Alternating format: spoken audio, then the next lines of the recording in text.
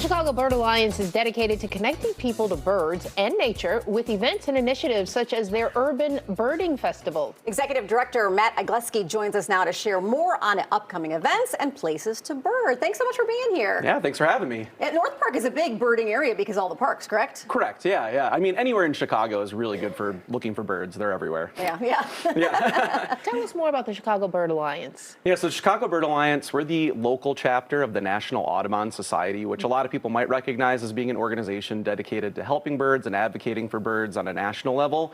So we're doing kind of the same thing, but at the local level, where we're trying to connect people through outreach, doing programs, bird outings, all sorts of anything related to birds. We're just trying to connect people to them, but then also doing restoration activities, habitat enhancements in different parks, and then also advocating for birds through policy, at the local government level. There's a large birding community here, isn't there? It seems like a lot of people attend a lot of these events. Yes, it's a really large community. We've noticed that with our first ever Urban Birding Festival this past weekend, where we had about 460 people sign up, with lots of hope of that doubling that maybe in the next few years. So, probably somewhere in the thousands, we could probably get that festival up to. That's cool. So when someone says, I'm going birding, what does it mean to go birding? I always tell people it's sort of whatever you want it to be. At the fundamental scale, it's just going out and enjoying birds. You can try to ID them. You don't have to.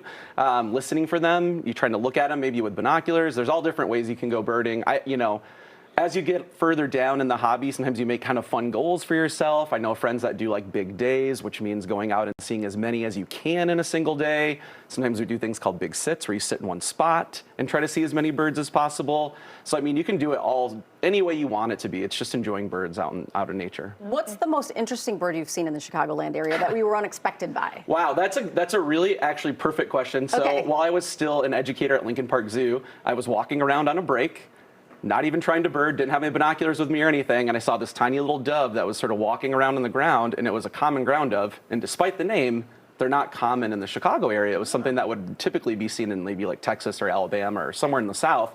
And so that was very unexpected, and I fortunately took a couple pictures with my cell phone, and within probably 15, 20 minutes, there was people already coming, because whenever there's a rare sighting and you report that, other birders want to come and they want to see that bird. And, a lot of people, they called it ticking it off, a new one off their list. So that was a new one for a lot of people for the Illinois and Cook County kind of area. That's cool. So maybe you can explain this for me. Okay. And I just noticed this after I started having my children.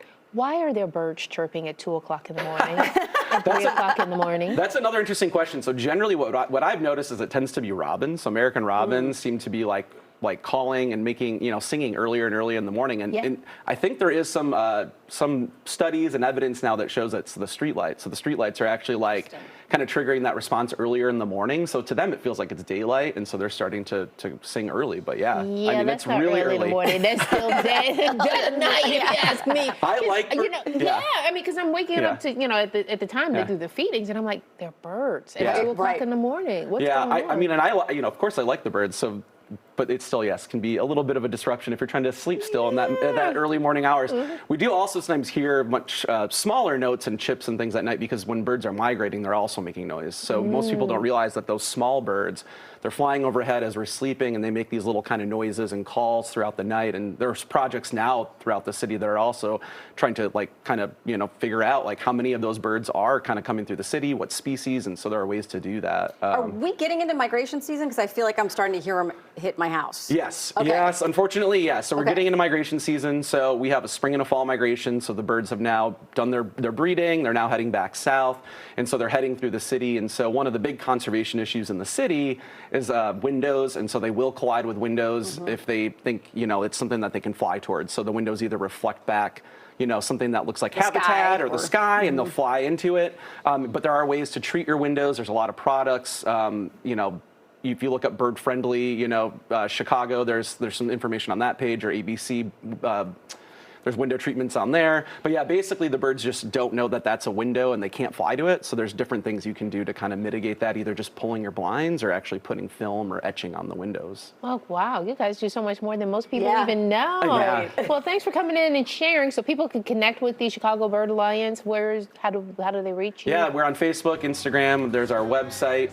We have a lot of things coming up, like our birdseed sale and native plant sale in the spring that happens in North Park. So yeah, there's a lot of ways you can connect with us. So just go to our website, check our events calendar, and join us on something. Just a fun way to get out in nature and meet new people too.